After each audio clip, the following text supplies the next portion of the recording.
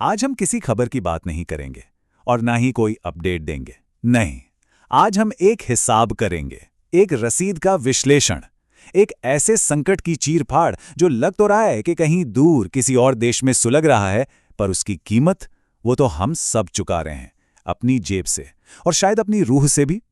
तो चलिए इस रसीद को जरा गौर से पढ़ते हैं। और आजकल हर संकट की शुरुआत कुछ ऐसे ही होती है ना? बस कुछ आंकड़े, एक हेडलाइन। ऐसा लगता है जैसे तबाही कोई खबर नहीं बल्कि एक मेन्यू कार्ड है जिसे बड़े करीने से, बड़ी सफाई से हमारे सामने रख दिया गया हो।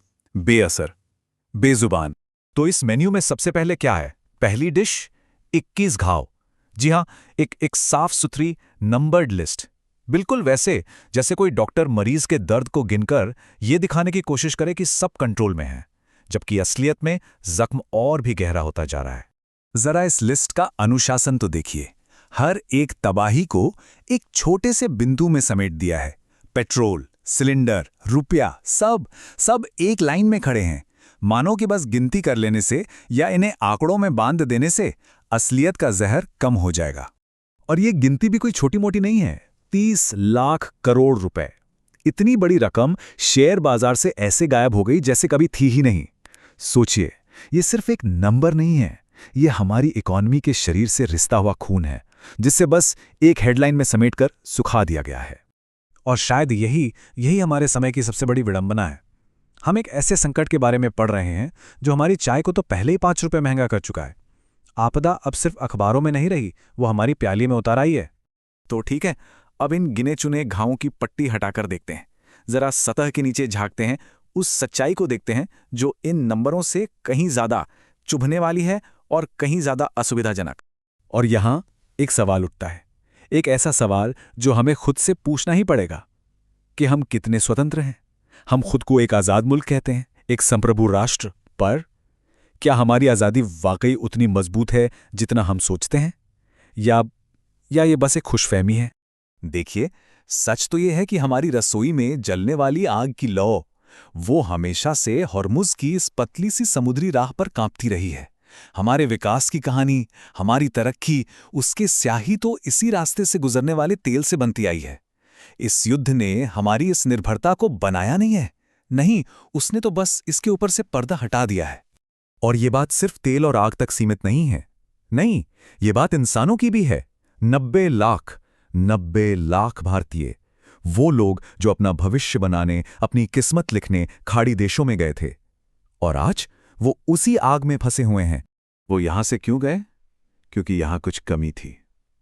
और अब वो वहां फंसे हैं जहां सब कुछ खत्म हो रहा है। शायद यही आज के इंसान की कहानी है। एक कमी से निकलकर दूसरी और शायद उससे भी बड़ी कमी के जाल में फंस जाना। तो एक बात साफ समझनी होगी, ये जो संकट है ना, ये कोई अचानक हुआ हादसा नहीं है, बिल्कुल नहीं। ये एक बहुत बड़े और बहुत पुराने पैटर्न का नतीजा है। एक ऐसा पैटर्न जिसे हम दशकों से खुद बुन रहे थे और अब वो उधर रहा है। तो चलिए जरा इसके धागे सुलझाते हैं, देखते हैं ये कहां-कहां जुड़े हैं। आपको पता है, महान दार्शनिक शोपेनहावर ने कहा था कि इच्छा कभी पूरी नहीं होती, बस अपना रूप बदलती है। और अगर आज की सभ्यता को देखें तो तेल ही वो सबसे अंधी, सबसे अतृप्त इच्छा बन गया है। एक ऐसी प्यास जिसे बुझाने के लिए हमने पूरी धरती को दांव पर लगा दिया।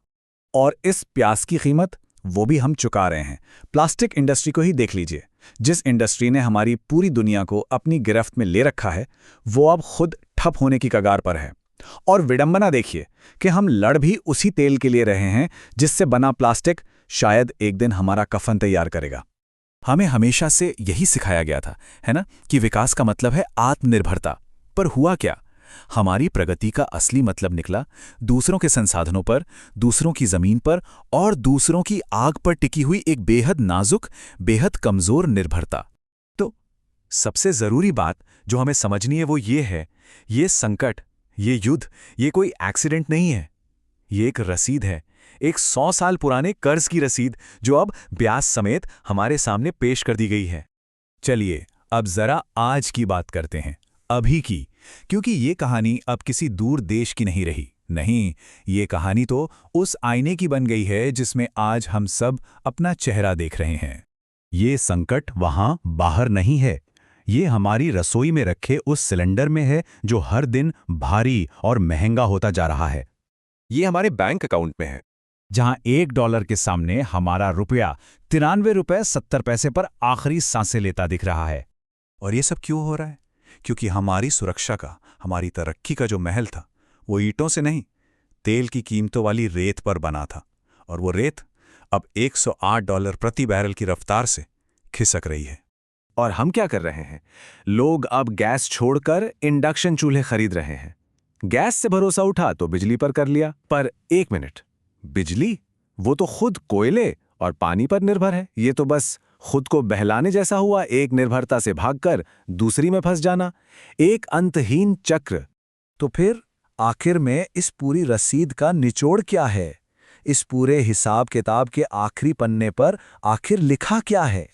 लिखा है कि जो सभ्यता अपनी रसोई की आग दूसरों की जलती हुई जमीन पर जलाती है, उसे एक दिन खुद अपनी ही राख में पकाना पड़ता है।